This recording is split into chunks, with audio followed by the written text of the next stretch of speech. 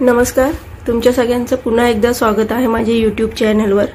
आज आपण पुढची बेसिक स्टिच शिकतोय। त्याच्यासाठी मी इथे 2 रेषा आखून घेतलेल्या आहेत व इथे जरीचा थ्रेड घेतलेला आहे व ट्यूलिपची 14 नंबरची सुई घेतलेली आहे। मी आधी या रेषांवर चेन स्टिच टाकून घेतेय जरीच्या थ्रेडनी।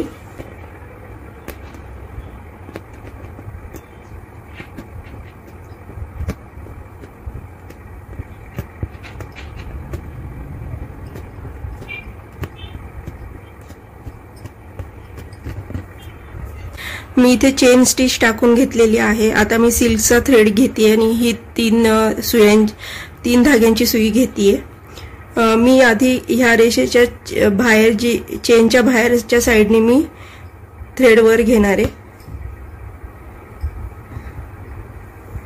आता वरती जी चेन टाकलेली आहे आपण त्याच्या आतल्या बाजूला मी स्टिच टाकते आधी।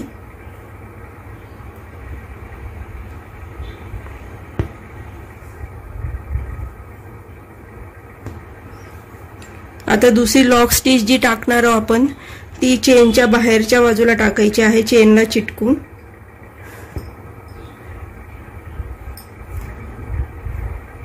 आता पुन्हा इथे थ्रेड घ्यायचा आहे मागे, पुन्हा इथे चेनच्या आतल्या बाजूला स्टिच टाकायची आहे, आधीच्या स्टिचला चिटकून टाकायची आहे। दुसरी स्टिच चेनच्या बाहेर,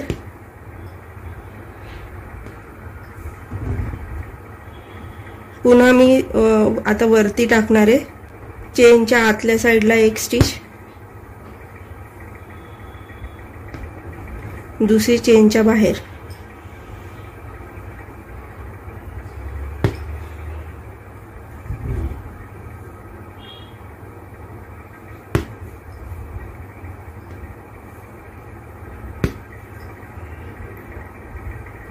अशाच पद्धतीने करत जायचंय। आपण जेव्हा नवीन शिकतो त्यावेळेला आपण ही अशी गोल्डनची चेन किंवा दुसऱ्या धाग्याची चेन टाकून घेतो, म्हणजे आपल्याला कळतं आपण एक्झॅक्टली कुठे स्टिच टाकायची आहे। पण एकदा तुम्हाला प्रॅक्टिस झाली की तुम्ही न चेन टाकताही ही स्टिच टाकू शकता।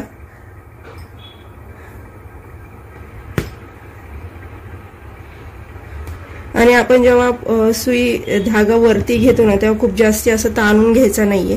तुमचं हे जे मध्ये जे कापड आहे ते गोळा नाही झालं पाहिजे, ते प्लेनच राहिलं पाहिजे। आणि हलक्या हाताने स्टिच टाकायच्यात, खूप ओढाताण करून नाही टाकायच्या।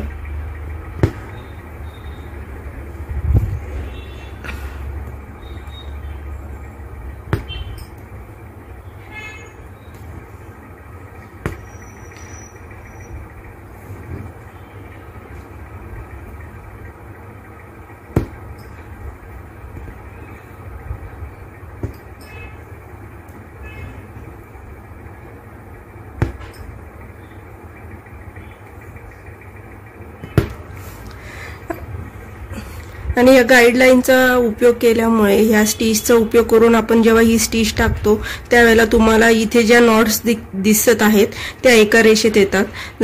जर चेन नसेल आणि तुम्ही जर डायरेक्टली टाकायला गेले तर तुमच्या ह्या ज्या गाठी येत आहेत त्या वर खाली येतील। म्हणून सुरुवातीला प्रॅक्टिस करताना आधी चेन स्टिच टाकून घ्या, त्याच्यानंतर ही मध्ये सॅटिनची स्टिच टाका।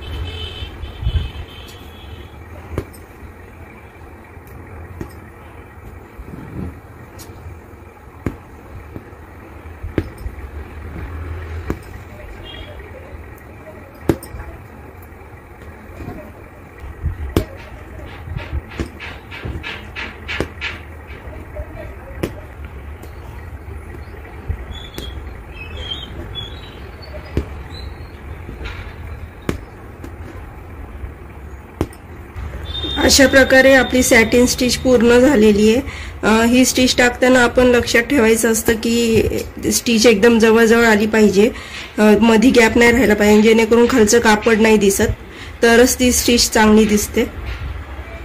ही फिलिंगची स्टिच आहे, त्याच्यामुळे ती कायम अशी भरीवच आली पाहिजे। चला तर मग भेटूया उद्या पुन्हा दुसऱ्या स्टिच सोबत, तोपर्यंत बाय बाय।